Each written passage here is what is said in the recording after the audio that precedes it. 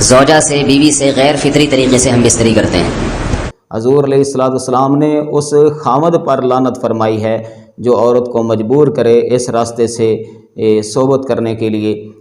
السلام علیکم ورحمۃ اللہ وبرکاتہ۔ دوستوں کیسے ہو؟ اللہ تعالیٰ تمام دوستوں کو خوش رکھے، اپنی زمان میں رکھے، تمام زمینی آسمانی آفات و بلیات سے محفوظ رکھے۔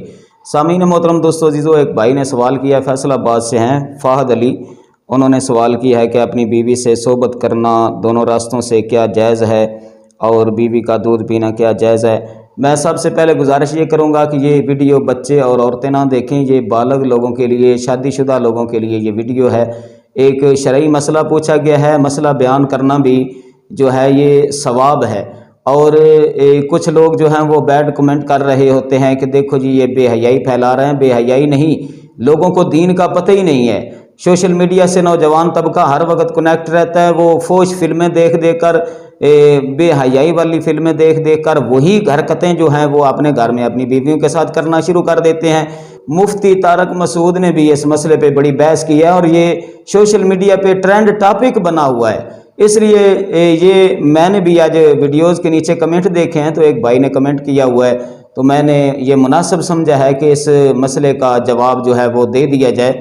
لیکن سامعین محترم دوستو عزیزو، جو اللہ اور اللہ کے رسول نے حکم دیا ہے اس کے مطابق ہمیں چلنا ہوگا، اور اگر ہم حق زوجیت اور حقوق زوجیت ادا کرتے ہوئے سنت طریقے کو نہیں اپنائیں گے تو پھر بندہ گناہ گار ہوگا۔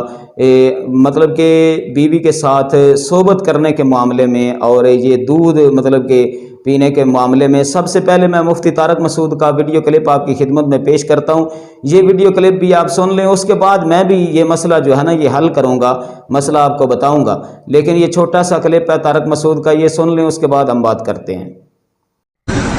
قرآن مجید میں ہے ان اللہ لا یستحی من الحق، کہ اللہ تعالیٰ حق بات بیان کرنے سے حیا نہیں کرتے۔ حدیث میں بھی بعض ایسے مسائل کو اللہ کے رسول نے بیان کیا ہے صلی اللہ علیہ وسلم نے جو بظاہر حیا کے خلاف ہیں، مگر اس لیے بیان کیا کہ اگر آپ صلی اللہ علیہ وسلم بیان نہ کرتے تو لوگ ان بے شرمی کے کاموں میں مبتلا ہو جاتے۔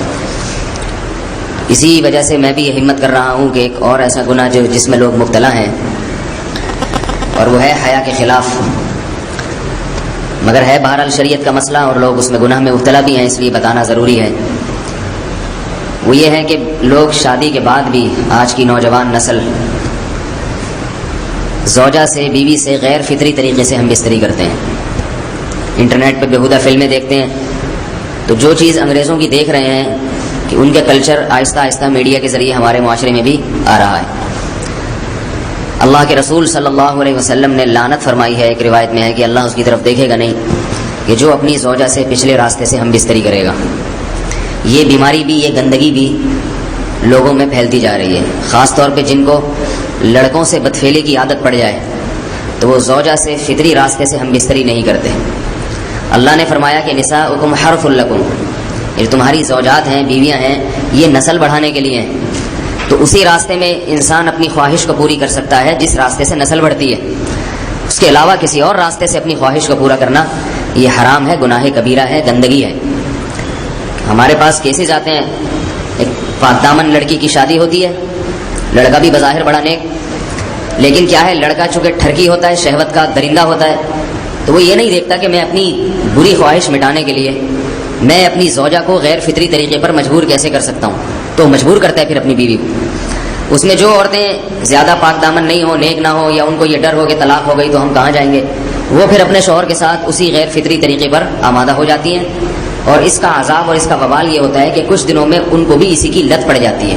انسان جب بھی کوئی غیر فطری راستہ اختیار کرتا ہے، آخرت کا عذاب تو بعد میں، دنیا کا عذاب یہ آتا ہے کہ پھر اس کو لذت فطرت میں آتی نہیں ہے، پھر جو راستہ اللہ نے رکھا اس میں اس کو لذت نہیں آئے گی، پھر وہ گندگی میں ہی گھسنے کی کوشش کرے گا، اس کی بھی فطرت خراب ہو جاتی ہے، اور جس کے ساتھ یہ بدفعلی کی جائے اس کی بھی فطرت خراب ہو جاتی ہے، وہ بھی پھر کسی کے قابل نہیں رہتے۔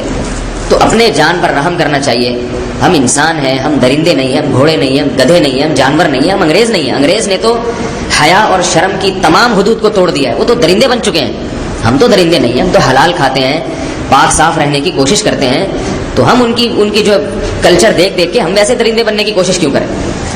تو یہ بہت بڑا وبال ہے، بہت بڑی برائی ہے جو ہمارے معاشرے میں آہستہ آہستہ جڑ پکڑتی جا رہی ہے، اور اس سے بیماریاں بھی پھیلتی ہیں۔ غیر فطری طریقہ ہے بیماریاں بھی پھیلتی ہیں. ایسے کیسز آتے ہیں کہ جناب مرد مجبور کر رہا ہے بیوی کو اور وہ بیوی جو ہے ساتھ نہیں دیتی تو پھر اس کو طلاق کی دھمکیاں دیتے ہیں. ایسے کیسز بھی آتے ہیں. اور یہ بھی آتا ہے کہ مرد جب اپنی بیوی کو غیر فطری طریقے پر مجبور کرتا ہے, بیوی آمادہ نہیں ہوتی, تو مرد پھر یہ دھمکی دیتا ہے کہ بھائی میری خواہش تو تم سے پوری ہوتی نہیں ہے, پھر میں دوسروں کے پاس جاؤں گا. تو یاد رکھیں جس عورت کا شوہر یہ دھمکی دے اس کو کہ میں زنا کروں گا اگر تم نے میری خواہش پوری نہیں کی غیر فطری طریقے سے, تو عورت اپنے شوہر سے کہہ دے کہ جاؤ تم کہیں اور جا کے منہ کالا کرو, تمہاری فطرت میں گندگی ہے تو یہ مجھے گندا بنانے کی کوشش نہ کرو. اس کو زنا کرنے دیں, وہ اللہ آخرت میں اس سے بھگتے گا. ہر بیماری کا اللہ نے علاج رکھا ہے. اللہ کے رسول صلی اللہ علیہ وسلم نے فرمایا, صحیح بخاری کی حدیث, ما انزل اللہ من داء الا انزل له دواء, کوئی بیماری ایسی نہیں ہے جو اللہ نے نازل کی ہو اور اس کے لیے دوا نہ رکھی ہو دنیا میں. تو اگر کسی کو ایسی لت پڑ گئی ہے غیر فطری کام کی تو اس کو چاہیے کہ وہ اپنا علاج کرائے, ڈاکٹر سے بھی رابطہ کرے. اور سب سے بڑا علاج یہ ہے کہ کچھ وقت صبر کرے گا, چھوڑ دے گا کچھ عرصے کے لیے, تو خود بخود آہستہ آہستہ صحیح ہو جائے گا. ایک آدمی شراب کا عادی ہے, ایک علاج تو یہ کہ ڈاکٹروں سے رابطہ کرے, بہتر علاج کے چھوڑ دے. کتنے دن تڑپے گا؟ 1 دن 2 دن 3 دن 4 دن 1 ہفتہ 2 ہفتہ, بہت زیادہ سال ہو جائے گا نا, اس کے بعد خود بخود ٹھیک ہو جائے گا. سگریٹ کا عادی ہے, چھوڑ دے گا. تو کتنے لوگ ہم نے دیکھے ہیں دن میں 20 سگریٹ پیتے تھے, چھوڑنے پر آئے تو بالکل ایک دم چھوڑ دی انہوں نے, آہستہ آہستہ کر کے چھوڑ دی, لیکن تکلیف ہوئی مگر عادی ہو گئے. تو اب کسی کو یہ لت پڑ گئی ہے غلط کام کی, برائی کی, تو اس کا بہترین علاج یہ ہے کہ وہ اپنے آپ کو بدلنے کی کوشش کرے, ماحول بدلے, اور کچھ وقت صبر کرے گا تو اللہ اس سے یہ عادت چھڑا دے. نہیں کی, صبر نہیں کیا اس نے, تو پھر اسی گندگی میں موت واقع ہوگی, پھر آخرت کا عذاب بہت سخت. نسلیں برباد ہو جاتی ہیں اس عمل سے انسان کی. تو بات حیا کے خلاف ہے, مگر یہ کہ ایک بزرگ تھے وہ بات فرما رہے تھے, تو کسی نے پوچھا کہ حضرت آپ حیا کے خلاف بات کرتے ہیں, تو انہوں نے فرمایا تم بے حیائی کے کام نہیں چھوڑتے, ہم اس چھڑوانے کے لیے بات کریں تو ہم برے ہیں, اور تم کام کرو تو بھی برے نہیں. برائی کا کام کرنے میں برا نہیں بنتا, اور برائی کے خلاف بولنے والا برا بن جاتا ہے کہ دیکھو یہ کیسی باتیں کر رہے ہیں. تو بھائی باتیں ہیں اس لیے ہیں کہ یہ معاشرے میں یہ برائی پھیلتی چلی جائے گی, اور یہ ہماری اپنا کلچر نہیں ہے, یہ امپورٹ ہو رہا ہے باہر سے, یہ امپورٹ ہو رہا ہے, یہ وہاں میڈیا کے ذریعے آ رہا ہے. تو وہ چیزیں دیکھا نہ کریں اور ان لوگوں سے دور رہا کریں. ہمیں تو دین کا داعی ہو کے ان کو ہدایت پر لانا تھا, بجائے ہم ہدایت پہ چل کے دوسروں کو چلانے والے بن کے ان کے راستے پہ ہم نے چلنا شروع کر دیا. اللہ تعالیٰ ہمیں اب دیکھیں ان کے یہاں ایڈس کا مرض پھیل گیا ہے. آپ بتائیے یہ ایڈس کا مرض ہمارا ہے کیا؟ یہ بیماری ہماری ہے یا ان کی ہے؟ ہمارے یہاں بیماریاں ہیں, کھانسی ہے, نزلہ ہے, ٹھیک ہے نا, بلڈ پریشر ہے, شوگر ہے, یہ بیماریاں ہماری ہیں. کوئی اللہ کا شکر ہے گندی بیماری ہمارے یہاں نہیں ہے. جتنی گندگیاں ہیں وہاں سے آ رہی ہیں. ایڈس کا مرض وہاں سے امپورٹ ہوا ہے. اور ایڈس کا مرض اسی بدفعلی کی وجہ سے پیدا ہوتا ہے, اسی سے جراثیم پیدا ہوتے ہیں, اور اتنا خطرناک مرض کے ایسے متعدی ایسے پھیلتا ہے. افغانستان میں ایڈس کا ریشو 0 تھا, 0. وہ جانتے نہیں تھے کہ ایڈس کا مرض ہوتا کیا ہے. جب سے امریکن آرمی, برطانیہ آرمی افغانستان میں آئی ہے, فوجی آئے ہیں, افغانوں میں ایڈس کا مرض پھیل گیا ہے. انہوں نے وہاں بدفعلیاں شروع کر دی ہیں. تو وہ تو حالانکہ ان کے لیے زنا کتنا سستا ہے نا ان کے لیے زنا, پھر بھی وہ لڑکوں کی طرف مائل ہوتے ہیں. تو اتنی گندگی, ایسا گندا جب انسان بن جائے پھر اللہ اس کے وجود کو برقرار نہیں رکھتے, اور رکھتے ہیں تو پھر آخرت میں سزا دینے کے لیے اپنے آپ کو ان گندگیوں سے بچانا چاہیے, حلال پہ اکتفا کرنا چاہیے. اللہ تعالیٰ ہمیں حلال پہ قناعت کی توفیق عطا فرمائے. اللہ رب العزت کا قرآن پاک میں حکم ہے کہ عورتیں تمہاری کھیتیاں ہیں, جس طرف سے چاہو ویسے آؤ.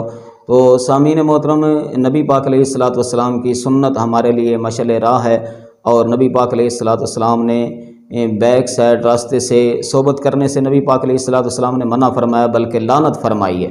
حضور علیہ الصلوۃ والسلام نے اس خامد پر لعنت فرمائی ہے جو عورت کو مجبور کرے اس راستے سے صحبت کرنے کے لیے, یا صحبت کرے تو اس پر بھی نبی پاک علیہ الصلوۃ والسلام نے لعنت فرمائی ہے. تو اس لیے سنت کے مطابق جو ہے عمل کرنا وہی ہمارے لیے بہتر ہے ہر لحاظ سے. اور دوسری بات یہ ہے کہ اگر کسی وجہ سے بیوی کا دودھ جو ہے وہ خامد کے منہ میں چلا جاتا ہے, حلق سے نیچے بھی اتر جاتا ہے, تو نکاح نہیں ٹوٹتا. لیکن کچھ علماء نے مکروہ قرار دیا, کچھ نے مکروہ بھی قرار نہیں دیا. خامد جس کا نکاح ہوا ہے جس عورت کے ساتھ, وہ کوئی بچہ تو ہے نہیں نا کہ جس نے بیوی کا دودھ پی کر پلنا ہے.